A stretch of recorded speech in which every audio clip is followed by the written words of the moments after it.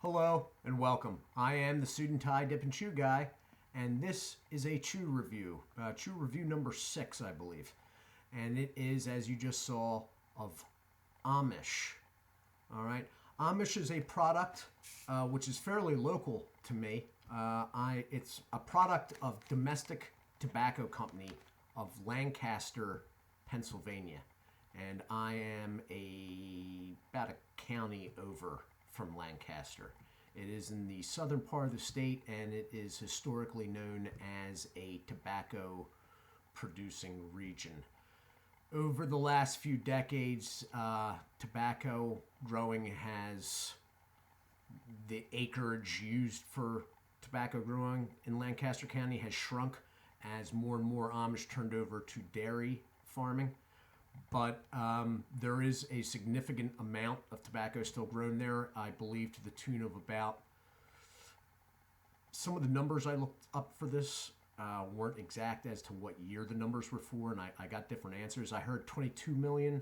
I also heard at one point 30 million. I think 30 million is the newer number because Japanese Tobacco Company has a warehouse now in Lancaster and has been buying Lancaster leaf.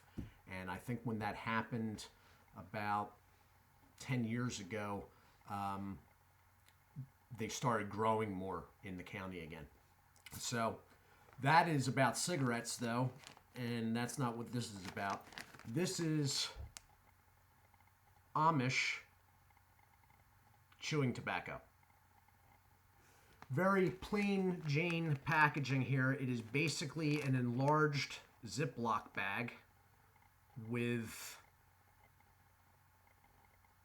some like screen printing on it, the best I could describe it. It is 100% domestic, as in U.S. tobacco, which is basically unheard of in chewing tobacco. It is cured. It's not raw leaf dried up. It's cured with honey. There is a slight honey essence about the stuff in smell and taste. This is opened.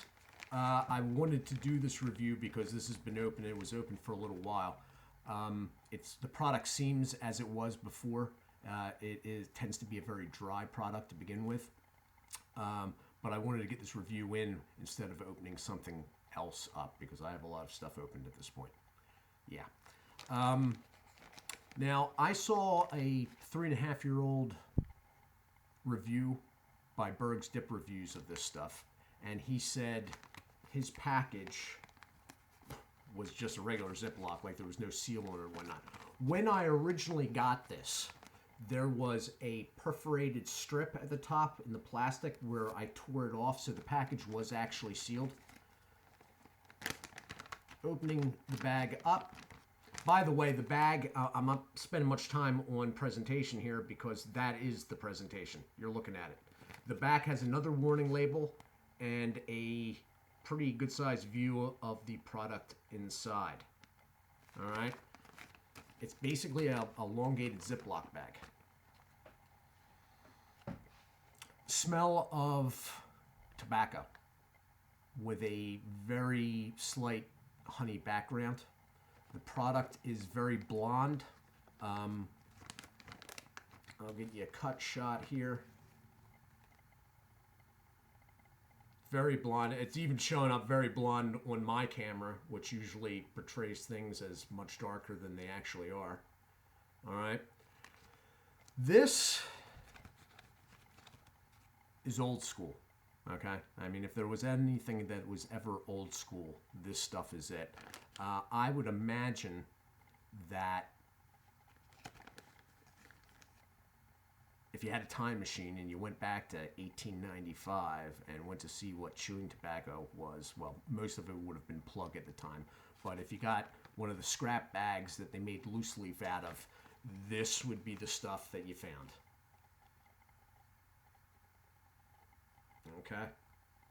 So I'm going to put some of this in.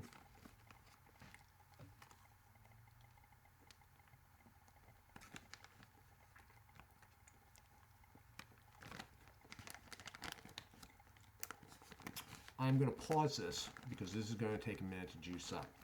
It does actually juice up. Squeezing the air there. I'll be back about taste in a minute, all right? Okay, and I am back. Okay, so as I said, this is of the Domestic Tobacco Company of Lancaster, Pennsylvania. They make this. They make a original product that doesn't have the honey cured, or I'm sorry, honey cured's over here. That's wonderfully good, which is what sold me on this product. No, just kidding. That was a joke. The taste is, look, if you're looking for something that is very natural with minimal processing, nothing added, you know, this is the stuff. This is about as plain Jane straight as you can get. Okay, they've probably used, you know, regular honey to cure this stuff. This company does move some product, evidently.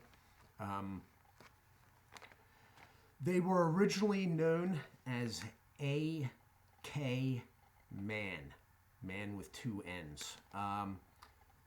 And I found them registered as a company in 1937. This product, or at least the regular version of this product, Amish chewing tobacco, I found a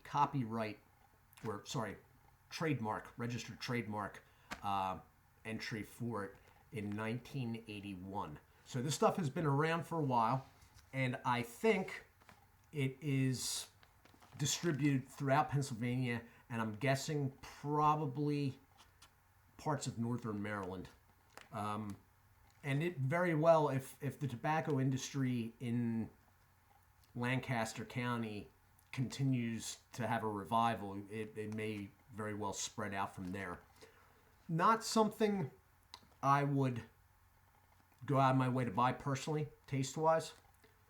It's not bitter. It leans to bitter, but whatever honey they have used to cure this has sort of erased the bitter, but not been enough to make it sweet. Okay? It's cured tobacco, cured with minimal processing. All right? It does juice up more. I didn't want to leave this computer on pause for that long of time. It does take a little while usually. It does. You can put more in than you think you need because it's so stringy like that. You put it in and you put this huge cheek in, or what you think is a huge cheek, and then within like, I don't know, 20 seconds, I mean, that doesn't look like a lot. When I put that in, it was like, but it's an all right product. I like the idea of this because I like the idea of putting money into the economy of the people that produce this and the people that grow it. So in that way, I really like the product.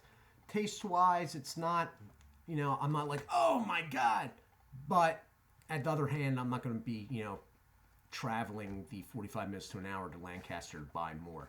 I saw this in a store while I was actually in Lancaster, and I had just seen Berg's Dip Review's review of it. So I was like, that's the stuff that Berg's was talking about. So I didn't see any of the other varieties. I believe there's 4 in total from this company. The company does a lot. I believe originally it was a tobacco leaf broker. They have a shop in Lancaster on Prince Street. When I say Lancaster, I'm thinking they're talking about Lancaster City, which is a rather large town inside Lancaster County. I wanted to say hello to Thomas Heisler, not sure which, I'm sorry. Tell me one or two, Heisler or Heisler, all right? But thank you for making contact. Thank you for subscribing. Thank you all for subscribing. Somehow I lost one overnight. I'm not quite sure how you go about that, but whatever. Do check out Berg's Dip Reviews, Maryland Dipper, Winnington Outdoors, and Dirty Pat Walsh. All right. The first three are solely on Dip&Chew products, and Pat does a lot of musically oriented things along with Dip things, Dip reviews, I guess you'd say. Anyway, thank you all very much for watching. Do take care of yourselves, and God bless.